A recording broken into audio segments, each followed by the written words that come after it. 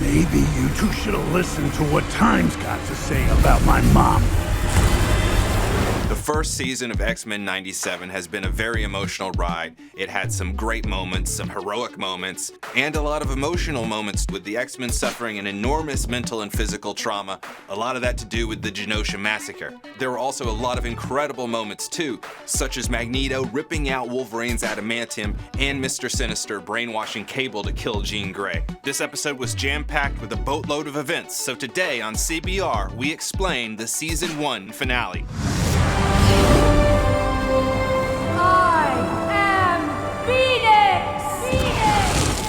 The penultimate episode featured Cable using his telepathy and psychic blast to destroy Jean Grey. Luckily, she survives after taking shelter in a lake, after which Jean Grey rises up as the Phoenix once more, stunning fans who last saw the fiery cosmic godlike entity locked inside the M-Cron crystal.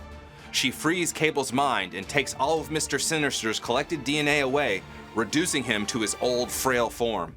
Morph taunts Mr. Sinister by morphing into him, and then he flees off into shame.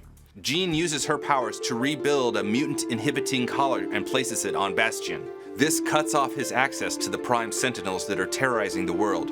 With Bastion's link to humanity gone, these innocent victims lose their nanotech edge and become people again. The Phoenix then dissipates, leaving many wondering if Jean has more remnants of the Phoenix Force inside of her, and if she can harness the bird when she undergoes duress. I was definitely wondering that, and I'm still not sure. The Phoenix Force is gone now, but I could feel it deep inside, pulling me back to protect my son. Now, despite this, Bastion is still able to then steal Cable's arm to upgrade his body, and then he becomes this super techno guy and flies off to Asteroid M.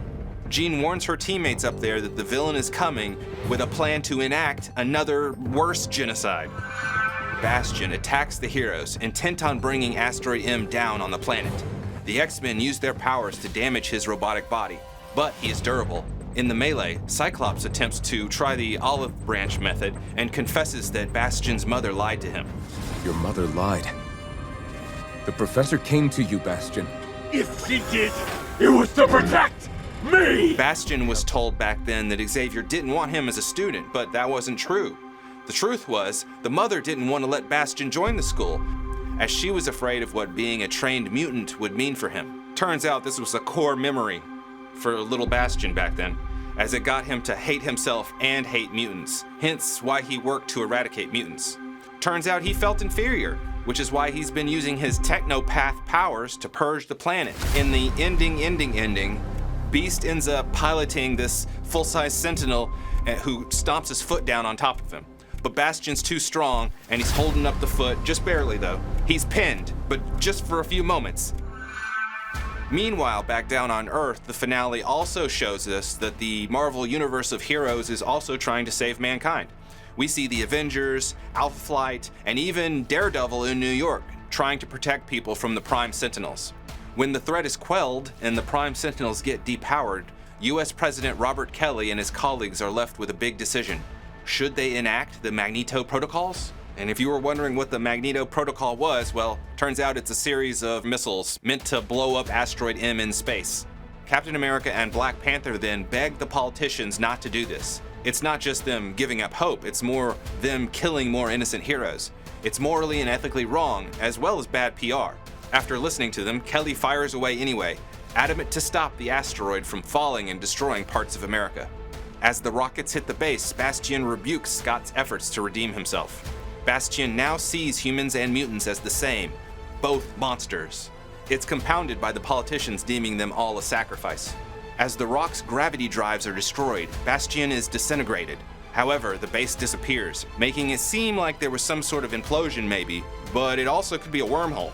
Clues are seeded out that it was possibly no accident. Rumors still swirl about the fate of the X-Men.